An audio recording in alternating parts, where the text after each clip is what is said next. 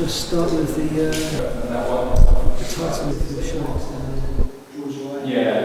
Bodysuit, it was, when I think of, with the title, it was kind of, a lot of the work is kind of based on the physicality of the body, it's the figurative paintings, but then at the same time, there's a kind of a psychological element to them, defacing or the refacing or the way that certain parts of the bodies are highlighted or distorted and emphasised. I think that's what the stimulant is. I think that's where it comes from. Do you see, from a perspective point, do you see yourself in the paintings? Are you there and the world moves around you, or are you looking in and the world moves around you? I think it's a mixture of both, actually, because I think we all have our own positions we take within the world. So they're non-specific pieces, they're not portraits, they're not kind of memories, they are kind of almost just presentations of symbols of moments that should be kind of just experienced kind of from face value. I'd like to ask what your relationship is like with the studio and making these. Like, do you have to go in and work in any sense, or can you dip in and dip out? Do you have to sit there for weeks at a time? How's it been making these? Yeah, it's been. I mean, I think every time. I think since I kind of started making work, that it's become more and more complex. Although things kind of get more refined, and like let's say my understanding of the mediums become clearer, and certain parts within the work become clearer. The ambition kind of gets greater as well. I'm very into the idea of collectives and group scenes, and within painting, and how you can kind of achieve a mass of figures, but for it to feel effortless for the viewer and for it to feel rhythmic. And what about in terms of reference material? Do you ever paint from photographs? Yeah. So the photographs become like a real, more and more integrated within the work, kind of finding material online, almost all online. But Vivian, good life is one which mirrors the world. What is good life to you?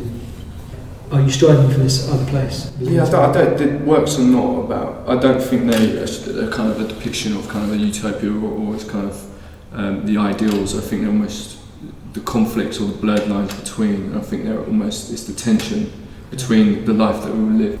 I think a lot about the idea of contrast and not just having too much of one or the other, and it's important to have both. It's like these ups and downs. Like, I've got to be really good, I've got to do this, I've got to work, and then you get to realise and you think, actually, you know what, I need to go down there. But after a while, I start to realise I enjoy this, like finding a way down since the hole, and then actually enjoy the climb back out of it. There's moments where you feel so good. It's like you're almost untouchable, and then there's other moments where you feel the most fragile person in the world. So I think it kind of, the studio is this kind of strange ego thing. I think actually, because you go in there sometimes and you feel great, and everything's running smoothly, and you're like dancing, and then next minute. And creatively, are you inspired by one another, or is it more just? Anyone that says they're not influenced by everything around them, you're lying. But those people that go like, oh, well, this is my work. Like, I came up with this idea. It's impossible. I think bow down to your masters, bow down to your friends and everyone around you. What other influences are sort of at play when you're working?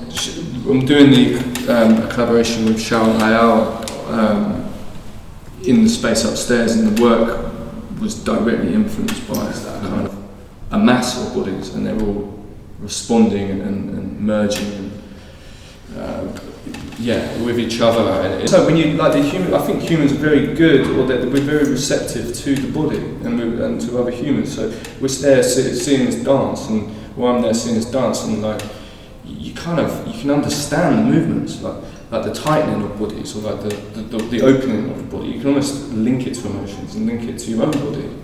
And then, when I was thinking about just how I'm doing that with myself, I was thinking, when you think about the paintings, you think, well, you want the viewer to almost feel the same, or to kind of understand, almost embody the poses or the essence of the paintings.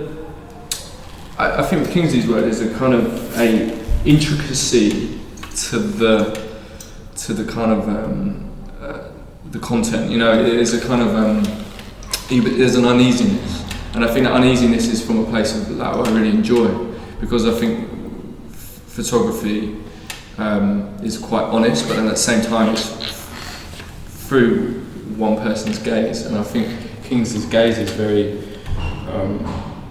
intricate. Within this body of work, at least to myself, I'm sure it's visible to other people, there's not the violence which is so much there in your face. It's this real feel of sensuality.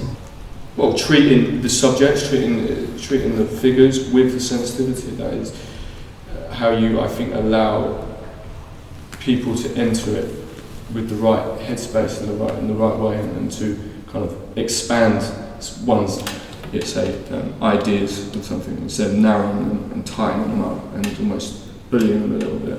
I don't think my work is there to bully or to demand. I'll drop again. I'm sure. Yeah, I think we're good. Pretty, I think we've We've done the whole it. thing.